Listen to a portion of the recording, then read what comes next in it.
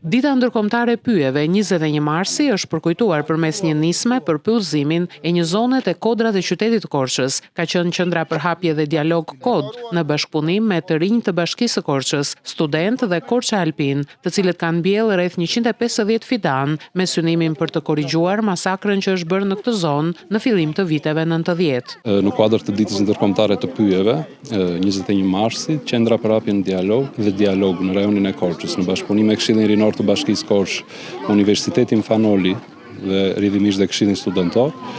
dhe Korça Alpin, sot sjellin nismën Mbill të ardhmen, e cila është një nisëm që pretendon të, ose më saktë do të mbjelli rreth 150 fidan, të cilat janë siguruar në formë vullnetare nga studentët e universitetit, nga vetë pjesëtarët e institucioneve që përmendëm dhe nga stafi pedagogjik i Universitetit Faustilian Oli. Ne jemi bashkuar thirrjes të